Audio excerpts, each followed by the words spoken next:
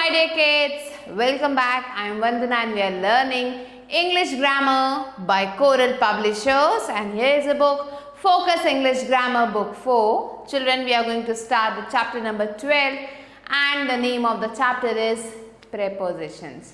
So prepositions are position words. These tell us about the position of a noun. So prepositions show the relationship between a noun और a pronoun, ये noun या फिर pronoun के बीच में relationship को दिखाते हैं and other words in the sentences, और दूसरे वर्ड्स के साथ इसके रिलेशनशिप को शो करते हैं. Now let's read the sentences given below. यहाँ पे कुछ सेंटेंसेस दिए गए हैं, उन्हें हम रीड करेंगे. First one is a man is sitting on a beautiful red bench. एक मैन है जो बैठा हुआ है एक बड़े से ब्यूटिफुल से रेड बेंच पे. सो यहाँ पे आप देख सकते हो मैन बैठा है. कहाँ बैठा है? ऑन द बेंच, बेंच के ऊपर बैठा है. सो यहाँ पे on shows the place. On क्या है? प्लेस दिखा रहा है जहाँ पे वो मैन बैठा है. सो प्रपोजिशंस प्लेस दिखाते हैं. A dog barks behind the tree. So यहाँ पे जो डॉग है वो क्या कर रहा है? बार्क कर रहा है. कहाँ पे? बिहाइंड मीन्स ट्री के पीछे. So the word behind shows the place where the dog barks. ये जो word behind है ये dog की place दिखा रहा है. Next, children go to the playground. Children, बच्चे playground जाते हैं. The word to shows the direction where the children go. ये जो word to है ये direction बताता है कि जो बच्चे हैं वो कहाँ जाते हैं. The word on, behind and to are called prepositions. So ये जो red words हैं on, behind और to, ये क्या हैं? Prepositions कहलाते हैं. Different prepositions are used in different contexts. अलग अलग preposition अलग अलग context में use किए जाते हैं. Now read how these prepositions are used. तो चलिए पढ़ते हैं कैसे ये preposition use किए जाते हैं. Read the examples given below. Mamata has a meeting in the afternoon. Mamata जो है एक मीटिंग कर रही है और वो कब कर रही है? आफ्टरनून में कर रही है. Mother gives breakfast at 8 o'clock. मम्मी जो है ब्रेकफास्ट 8 o'clock देती हैं. The book is on the table. Book कहाँ है? टेबल पे है. So the words, the prepositions in, at, on are often used to denote time. ये जो है टाइम के बारे में बता रहे हैं कि ममता जो है दोपहर में जा रही है. दोपहर क्या एक टाइम हो गया. मम्मी इतने बजे ब्रेकफास्ट दे रही है, ये भी टाइम को बता रहा है. एंड ऑन, ये जो वर्ड है ये तीनों वर्ड जो है क्या बता रहे हैं? टाइम बता रहे हैं कब वो काम हो रहा है. Next comes at, in, on. कब यूज करना है ये हम पढ़ेंगे. So Sukriti left the school at 7 AM. या Vicky went to the birthday party at 8 PM. तो चिल्ड्रन जब टाइम की बात हो तो हमें एट यूज करना है. Next let's learn about in. In को कहाँ कहाँ यूज करना है? तो पहला सेंटेंस आप देख सकते हो, बैसाखी सेलिब्रेटेड इन अप्रैल. बैसाखी अप्रैल में सेलिब्रेट किया जाता है. तो यहाँ पे एक पर्टिकुलर टाइम की बात बताई जा रही है कि इस समय ही किया जाता है. They visited Kashmir in January to see snowfall. Snowfall देखने के लिए वो कश्मीर जनवरी में गए. तो यहाँ पे भी हमने इन का यूज किया एक पर्टिकुलर टाइम को बताने के लिए. Next comes on. He is wearing a cap on his head. उसने एक कैप पहनी है अपने सिर के ऊपर. तो कहाँ पहनी है? On his head. सो यहाँ पे ऑन है हमारा preposition. My father came on Monday. मेरे फादर मंडे को आए. सो यहाँ पे भी ऑन क्या है? ऑन है प्रीपोजिशन ऑफ टाइम. किस दिन आए वो पर्टिकुलर टाइम बताया गया. तो टाइम क्या था? मंडे को आए. So these all words at, in, on, ये जो है प्रीपोजिशन ऑफ टाइम है. Next comes behind, in front of, near. Behind and in front of are opposite positions and near suggest that something is close bye.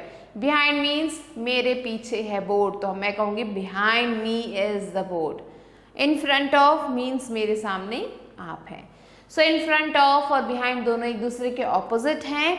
और यहाँ पे near जो word है उसका मतलब होता है पास में, close by. Now read the given examples. The boy is behind the tree. बच्चा जो है पेड़ के पीछे है. The car is in front of the house. Car घर के सामने है. The girl is near the car. Girl जो है कार के पास है. Next comes among, between. So between is used with two things. Between दो चीज़ों के साथ यूज किया जाता है. Among is used when there are more than two things. और among कब यूज किया जाता है? जब एक से ज़्यादा चीज़ें होती हैं. Between का मतलब आपको पता होगा दो चीज़ों के बीच में, और among means बहुत सारी चीज़ों के बीच में. So here teddy bear is among the other toys. Teddy bear है वो बाकी टॉयज के साथ है. और the doll is between the two cars. अब दो चीज़ों के बीच में है ये डॉल. तो ये है इन दोनों के बीच में डिफरेंस. अमंग और बिटवीन का मतलब क्या होता है. Next comes from to for. From to for indicates duration of time. ये भी ड्यूरेशन के बारे में बताते हैं. जैसे कि Pratibha studies in the school from 2000. Pratibha studied in this school from 2000 to 2010. Means Pratibha इस स्कूल में 10 सालों से पढ़ रही थी. 10 सालों तक उसने पढ़ाई की. यहाँ पे 2000 से लेके 2010 तक उसने स्कूल में पढ़ा. Varun went to Chennai for 6 years. Varun जो है चेन्नई 6 सालों के लिए गया था. We stayed in Delhi for 5 months. और हम दिल्ली में 5 महीने तक रहे थे. तो आप देख सकते हैं फ्रॉम, हम जो है दो मीन्स डेट्स दी हैं, उनके बीच की बात हो रही है तो हम फ्रॉम यूज करते हैं. फ्रॉम इस टाइम टू इस टाइम. टू यूज करते हैं एक जगह से दूसरी जगह जब हम मूव कर रहे हों. And next we stayed in Delhi for 5 years. यहाँ पे फॉर किस लिए यूज हो रहा है. फॉर मीन्स एक पर्टिकुलर चीज को बताने के लिए यूज हो रहा है, एक पर्टिकुलर ड्यूरेशन को बताने के लिए यूज किया जा रहा है. Next comes on, over, under, below, above. Preposition on shows a position of person, animal or thing. So ये जो preposition है on, ये क्या बताता है. position बताता है लोगों की, animals की और things की. There is an owl on the box. box के ऊपर एक owl है. means उसने box को touch कर रखा अपने पैरों से. Next preposition over means a position above something or somebody. अब यहाँ पे अगला एग्जाम्पल है. The cat is over the bridge. cat bridge के ऊपर है. सो यहाँ पे हमने ओवर लगाया है. Next preposition under means a position और बिलो समथिंग. अंडर मीन्स किसी चीज के नीचे. So the boy is under the table. Boy table के नीचे है. Here you can C. Next comes children. Preposition below means a position lower than something. Below हम तब यूज करते हैं जब कोई चीज की पोजिशन जो है नीचे की तरफ होती है. For example Aman's body is below the water. Aman की जो बॉडी है वो पानी के नीचे है. Next comes preposition above means a position और place higher than something. So यहाँ जो प्रेपोजिशन है अबव, उसका मतलब है कोई पोजिशन जो किसी जगह से ऊंची हो. जैसे the bird is above the cage. Means जो बर्ड है वो केज के ऊपर है. Here you can see. The bird is above the cage is the example. Now next comes in, into, out. So in means किसी चीज़ के अंदर, into means किसी चीज़ के अंदर जाना, and out means किसी चीज़ से बाहर होना. So the bird is going into the cage.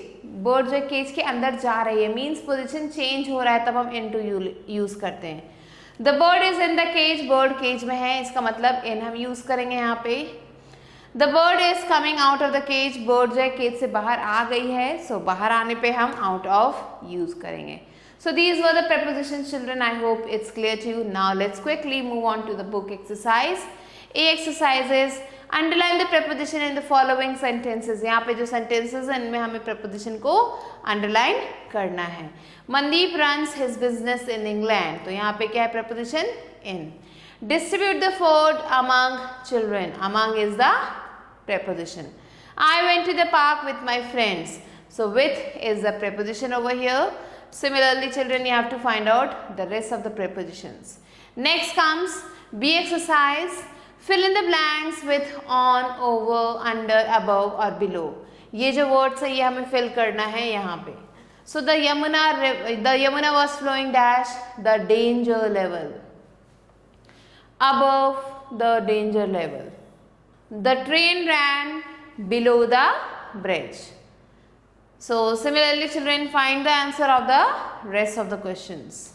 Next, fill in the blanks with at, on, in. So they arriving on Sunday. The train arrived at 5 a.m. Shreya met us in evening. Clear, children? So the rest of the questions are your homework. You have to do them yourself.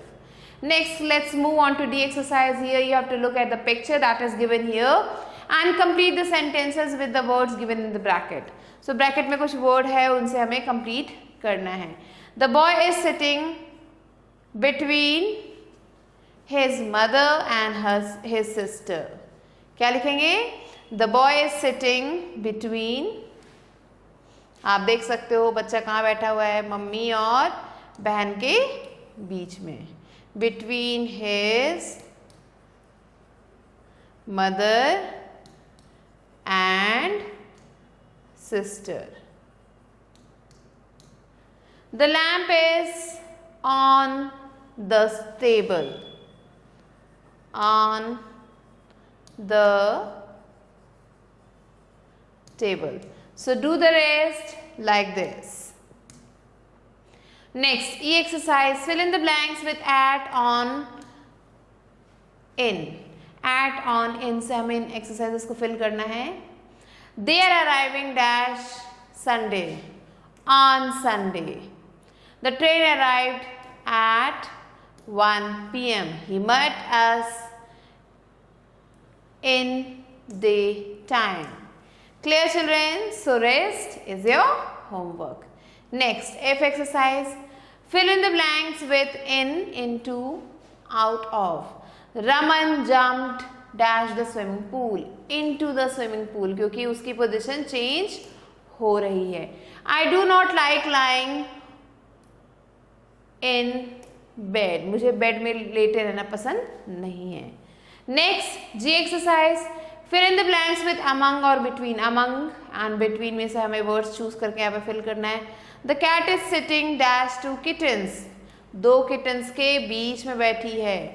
So we will write here between. Mohan is standing dash Rama and Soumya. So between. Next, let's do fourth one. I kept the pen dash your books on the table. Among your books on the table. So it is among. Clear, children? So the rest of the questions that are left here are your homework, and with this we have completed prepositions which tell us about place and time. So children, I will be meeting you soon with a new video. Till then, stay tuned and thanks for watching.